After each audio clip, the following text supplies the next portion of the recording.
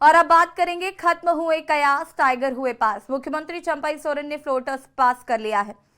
करीब 47 विधायकों ने उन्हें अपना समर्थन दिया और कांग्रेस और राष्ट्रीय जनता दल के विधायक भी इसमें शामिल हैं। वही विपक्षी खेमे में 29 विधायकों का वोट पड़ा है। सीएम चंपई सोरेन ने विश्वास प्रस्ताव पेश करने के दौरान बीजेपी पर जमकर निशाना साधा। इस दौरान पूर्व मुख्यमंत्री हेमंत सोरेन भी मौजूद रहे। उन्होंने फ्लोर टेस्ट के नतीजे का ऐलान झारखंड के राज्यपाल सीपी राधाकृष्णन ने किया और चंपई सोरेन की जीत के बाद विधानसभा में सीएम के समर्थन में नारेबाजी हुई। इसके बाद विधानसभा को मंगलवार तक के लिए स्थगित कर दिया गया है। 81 सीटों वाले झारखंड विधानसभा में बहुमत का आंकड़ा 41 विधायकों का है। भारी सियासी उठापटक के बीच आखिरकार झारखंड की सियासत में ठहराव देखने को मिला। आइए जानते हैं स्पेशल रिपोर्ट के माध्यम से कि कौन है नए सीएम चंपई सोरेन और क्या रहा हेमंत सोरेन के सत्ता से बेदखल होकर जेल जाने और चंपई के सर झारखंड के सीएम का ताज सजने का गणित।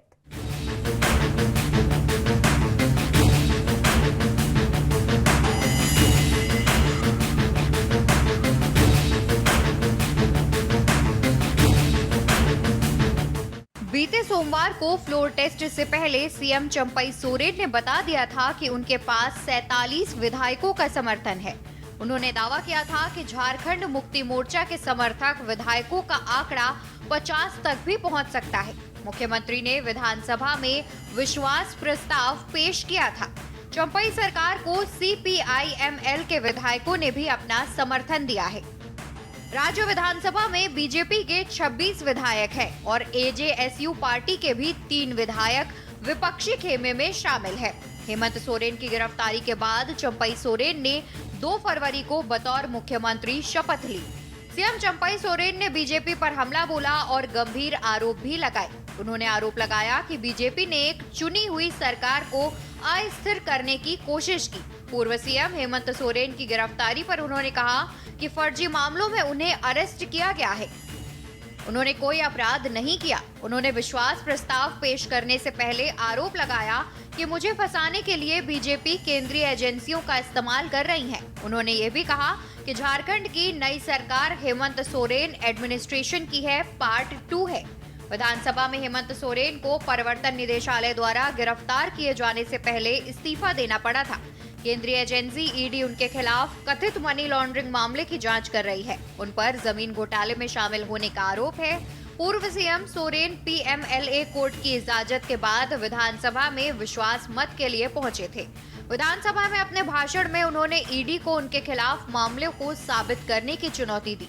उन्होंने कहा कि अगर मामले साबित होते हैं तो वो राजनीति छोड़ देंगे। वहीं बीजेपी विधायक अमर कुमार बाउरी ने भी जमकर भड़ास निकाली और सफाई दी। बेगुनाहों पर अत्याचार। आज मुझे किस लिए अरेस्ट किया गया अध्यक्ष महोदय? 8.5 एकड़ जमीन के घोटाले पर। अगर है हिम्मत सदन में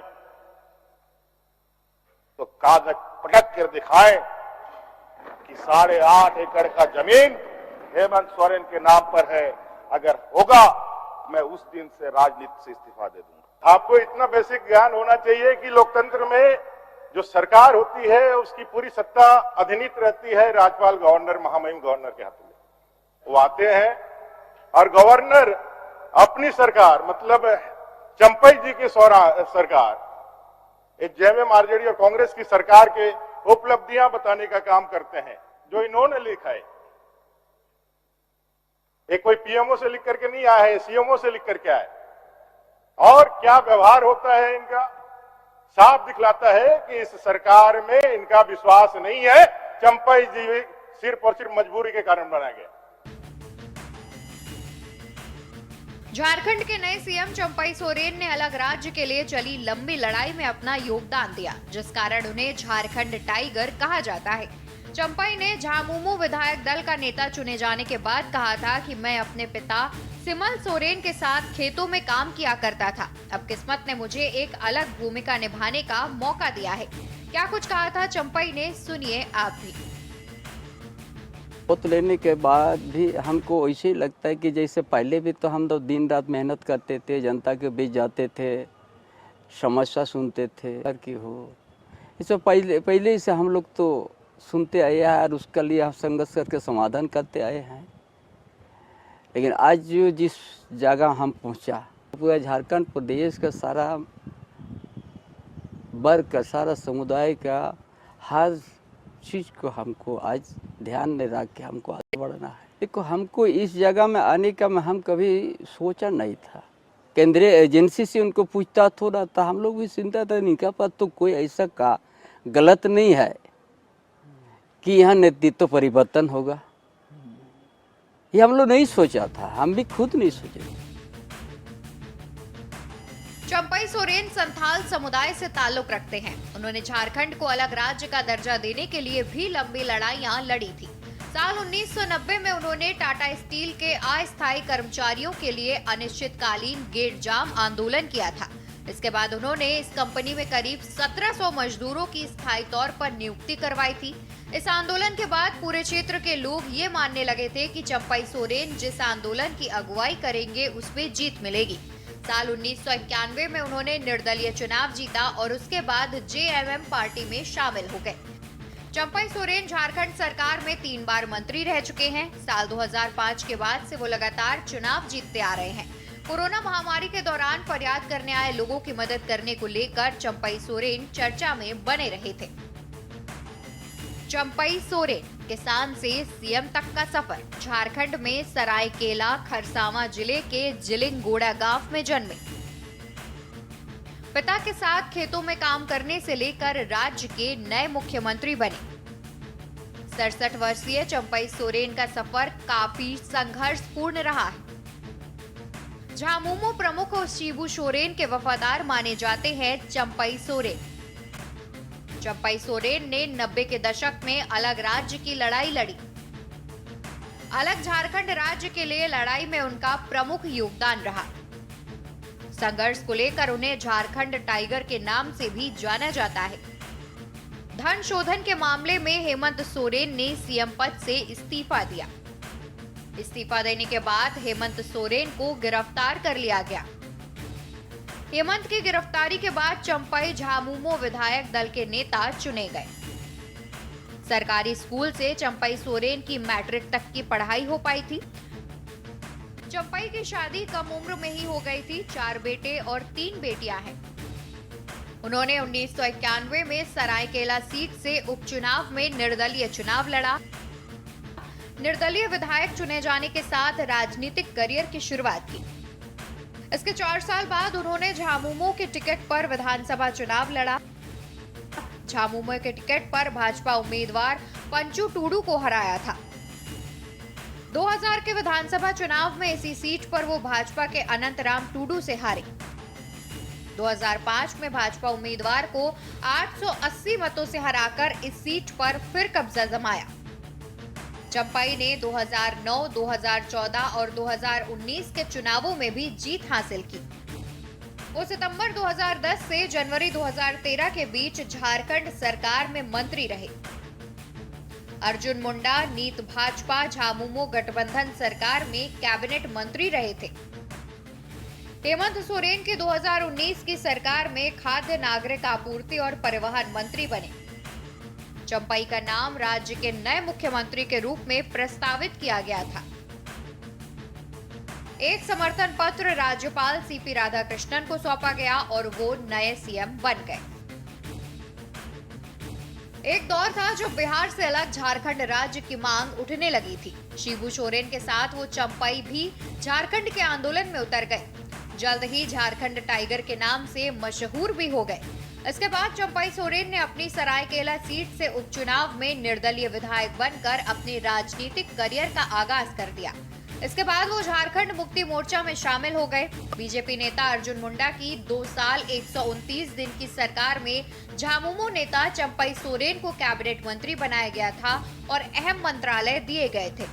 चंपई 11 सितंबर 2010 से 18 जनवरी 2013 तक मंत्री रहे। इसके बाद राज्य में राष्ट्रपति शासन लग गया था और फिर हेमंत सोरेन की अगुवाई में बनी झारखंड मुक्ति मोर्चा की सरकार में चंपई सोरेन को खाद्य एवं नागरिक आपूर्ति परिवहन मंत्री बनाया गया। हेमंत सोरेन की सरकार में दूसरी बार मंत्री वही बने। दूसरी बार 2019 में फिर से हेमंत सोरेन के मुख्यमंत्री बनने पर चंपई सोरेन को परिवहन, अनुसूचित जनजाति, अनुसूचित जाति एवं पिछड़ा वर्ग कल्याण मंत्री बनाया गया। चंपई झारखंड मुक्ति मोर्चा के उपाध्यक्ष भी हैं। हेमंत सोरेन की गिरफ्तारी से पहले चर्चा शुरू हो गई थी कि अगर सोरेन गिरफ्तार हुए तो राज्य में नई सरकार के गठन की कवायद शुरू करनी होगी। उस समय झारखंड मुक्ति मोर्चा परिवार के सदस्यों कल्पना सोरेन और चंपई सोरेन अहम माने जा रहे थे।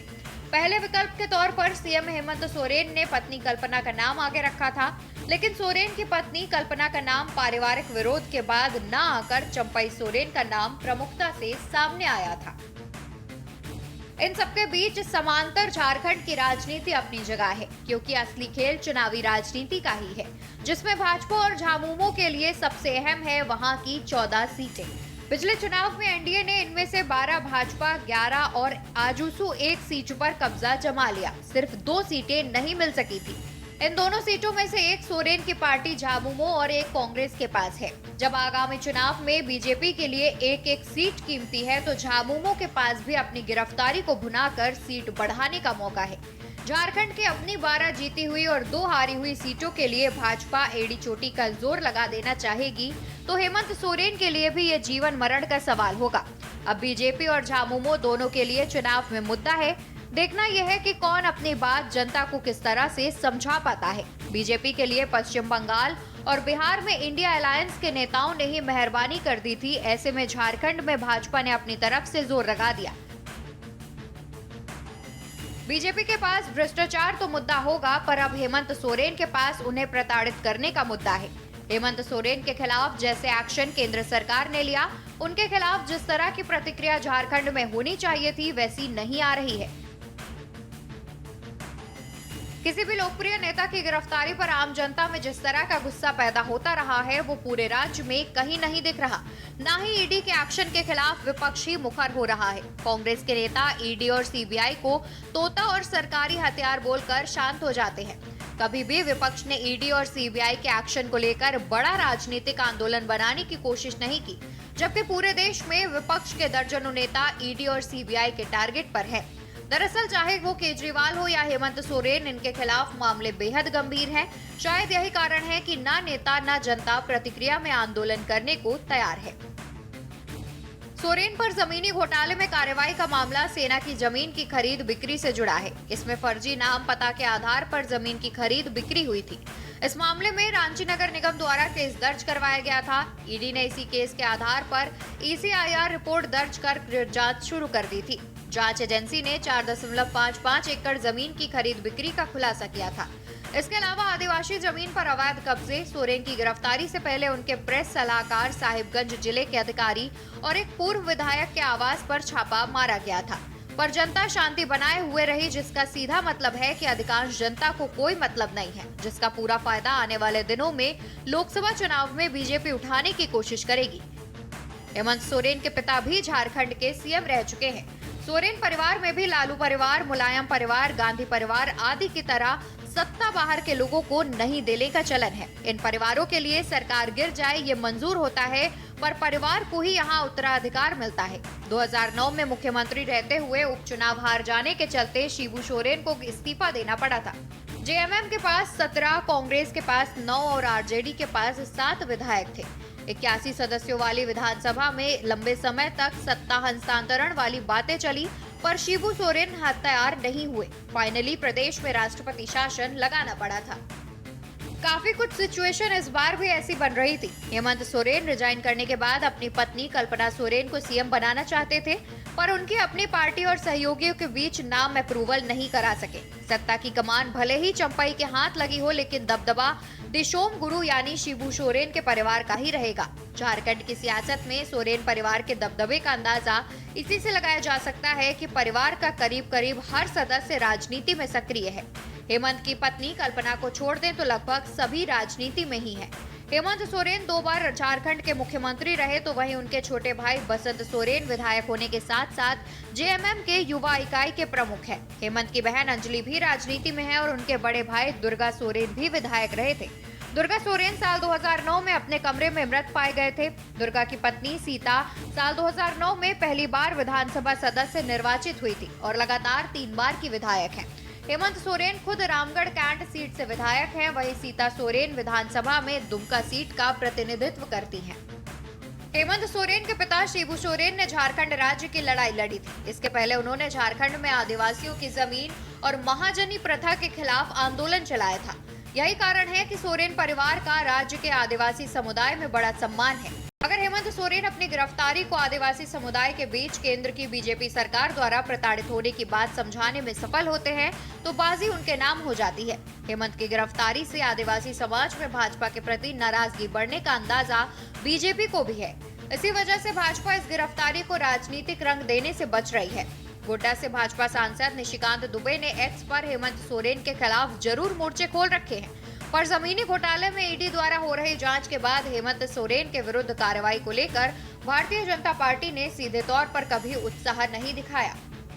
भ्रष्टाचार के मामले को लेकर हेमंत सोरेन पर भाजपा नेताओं का सीधा हमला पिछले 4 साल से जारी है। इस बीच बीजेपी के लिए सबसे सुखद बात ये हो रही है कि बीजेपी प्रदेश अध्यक्ष बाबूलाल मरांडी, जो खुद एक बड़े आदिवासी नेता हैं, सोरेन परिवार पर राज्य के संसाधनों की लूट में शामिल होने का आरोप लगाते रहे हैं।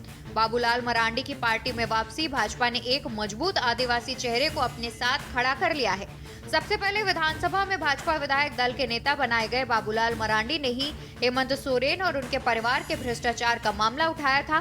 बाद में तत्कालीन मुख्यमंत्री रघुवर दास ने हेमंत सोरेन पर खान मंत्री रहते पत्थर खनन का पट्टा लेने के दस्तावेज सामने रखा था। अब देखने वाली बात यह है कि झारखंड में सत्ता परिवर्तन और सियासी जोड़तोड़ के बीच 2024 की तस्वीर क्या होने वाली है। प्रबुद्ध चौहान, के न्यूज इंडिया।